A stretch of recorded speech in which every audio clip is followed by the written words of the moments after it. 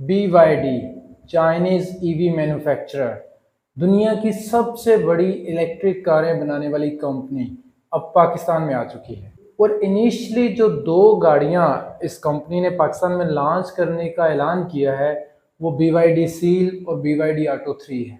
BYD seal एक fully electric car है, बड़े साइज की ये कार है, जबकि BYD ऑटो 3 जो है वो plug in hybrid electric vehicle है।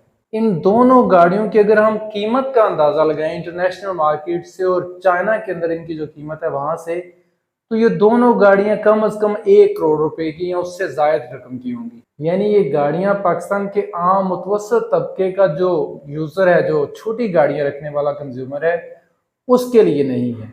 लेकिन BYD कंपनी के पास एक ऐसी कार भी मौजूद है जो पाकिस्तान में आम मुतवसत तबके का जो छोटी कार इस्तेमाल करने वाला आम पाकिस्तानी है, उसकी किस्मत को भी बदल सकती है।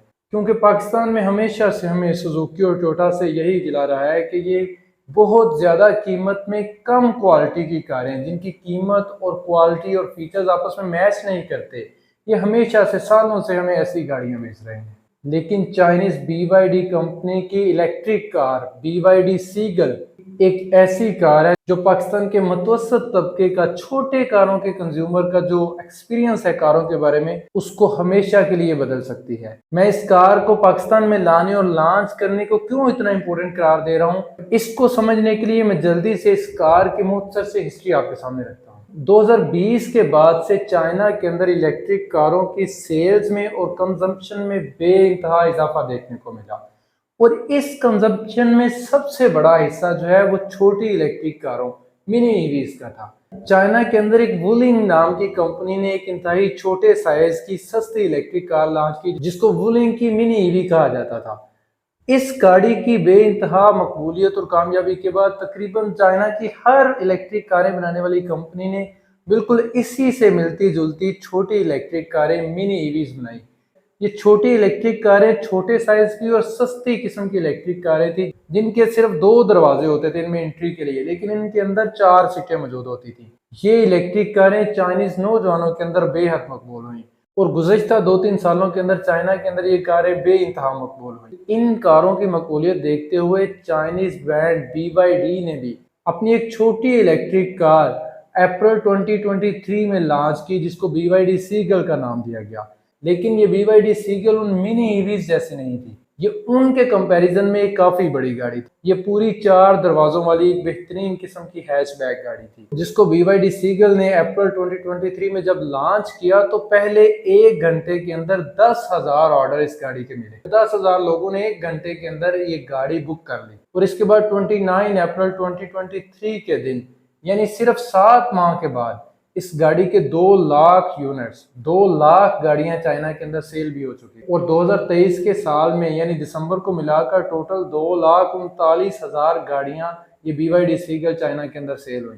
और दुनिया भर में इंटरनेशनल मीडिया के अंदर इस गाड़ी को बड़े पैमाने पर सराहा जा रहा था, जिसके बाद चाइनीज BYD ने इस गाड़ी को दुनिया के मुख्तलिफ ममालिक में, ब्राज़ील और मैक्सिको वगैरह में और कई ममालिक में इसको लॉन्च किया। क्या आप अंदाजा लगा सकते हैं कि इस गाड़ी की कीमत कितनी थी? ये 4 दरवाजों वाली बेहतरीन किस्म की BYD इलेक्ट्रिक कार की कीमत स्टिल चाइना के अंदर 1 लाख युआन से कम थी।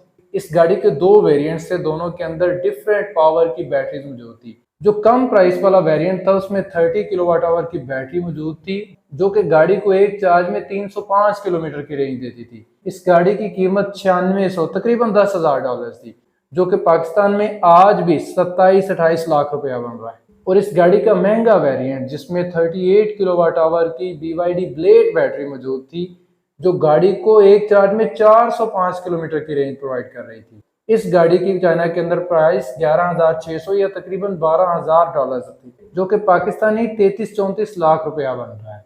आप अंदाजा करें, पाकिस्तान के अंदर अभी भी जो सुजुकी कल्टस है उसकी कीमत 40 से 45 लाख है, उसके डिफरेंट वेरिएंट्स जो हैं। वो सुजुकी वैगनर और पिकांटो वगैरह जो है वो भी 34 से 35-36 लाख में उसके डिफरेंट वेरिएंट्स जो हैं वो पाकिस्तान में मिल रहे हैं। जबकि इतनी ही प्राइस के अंदर BYD सीगल एक एडवांस किस्म की इलेक्ट्रिक कार भी इसी प्राइस में चाइना के अंदर अवेलेबल है, जिसकी लुक्स देखने में वो गाड़ी, उसका एक्सटीरियर, उसका इंटीरियर, अंदर से बाहर से पाकिस्तान में चलने वाली कोई भी छोटी गाड़ी उसके मैच की नहीं।